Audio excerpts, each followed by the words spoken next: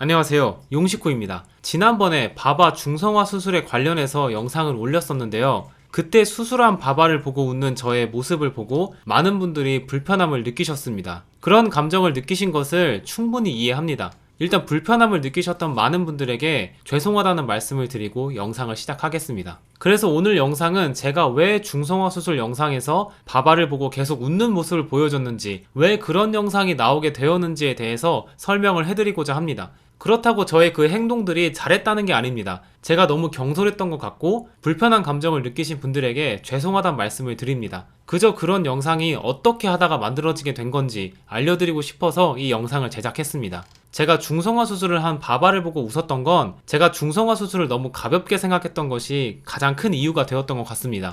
제가 중성화 수술을 가볍게 인식하게 된 이유는 정말 여러 가지가 복합적으로 작용이 되었습니다. 처음에 바바를 데려오기 전에 여러 고양이 분양 관련 글들을 보면 꼭 있었던 조건이 중성화였습니다. 그래서 바바를 데려올 때도 중성화를 하는 조건이 있었어요. 그뿐만 아니라 정말 많은 분들이 중성화를 해야 한다고 말을 했고, 수의사 선생님들도 고양이는 중성화가 꼭 필요하고 오히려 고양이한테 좋다고 말씀을 하시고, 바바 영상을 올리면 댓글에서도 중성화 할 때가 되었다는 댓글을 많이 보았습니다. 그리고 제 주변에서도 중성화를 부정적으로 보시는 분들이 단 한 명도 없다 보니까 고양이 건강상 중성화는 당연히 꼭 해야 하는 것이라는 인식이 머릿속에 강하게 박혀 있었습니다. 그리고 제가 고양이 외에 키우는 동물이 패럿과 고슴도치인데, 패럿은 한국으로 들어올 때 100% 중성화가 되어서 들어오기 때문에 중성화는 저에게 너무 당연했던 것 같아요. 그리고 고슴도치 또한 중성화를 할지 말지 고민을 많이 했었어요.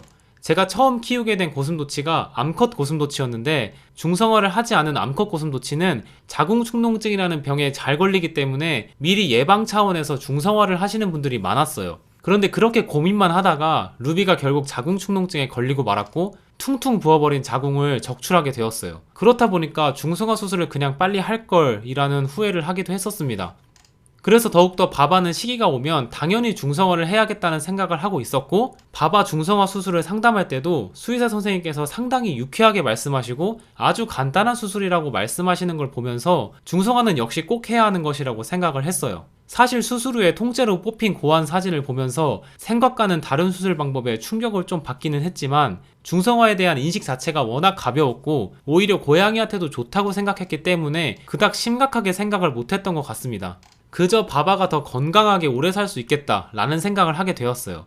그리고 제가 영상을 제작할 때 진지하고 심각해야 할 필요가 없는 주제라면 무조건 재밌게 제작하는 걸 좋아하는 성향이 있다 보니 중성화에 대한 인식이 그리 심각하지 않았기 때문에 해당 영상도 재미 위주로만 편집을 하게 된 것 같습니다. 그렇다고 바바에 대한 미안한 감정이 전혀 없었다는 건 아닙니다. 그건 진짜 사이코패스죠. 당연히 미안하고 안쓰럽고 걱정도 되었지만 그런 감정을 영상에서 굳이 강조하고 싶지 않았어요. 그래서 촬영을 할 때는 의도적으로 텐션을 더 올렸습니다. 일부러 더 웃고 이상한 드립도 하고 그랬는데 그 점이 많은 분들을 불편하게 해드릴 줄은 몰랐습니다. 정말 죄송하고 제가 경솔했습니다. 그리고 해당 영상이 내내 웃는 장면이 많이 나오기 때문에 하루 종일 바바 옆에서 시끄럽게 웃고 떠들었다고 오해하시는 분들도 간혹 계셨는데, 해당 영상 길이가 9분 정도 되고 원본 풀 영상 클립 길이를 다 합치면 15분 정도밖에 되지 않습니다. 그 15분도 바바가 움직일 때만 찍었던 거고, 촬영을 한 15분을 제외한 시간이나 바바가 쉴 때는 컴퓨터 앞에서 일을 하거나 바바 상태를 지켜보면서 조용하게 있었습니다. 그냥 카메라를 켜면 자동적으로 텐션이 조금 올라가는 저의 성향 때문이기도 한 것 같습니다.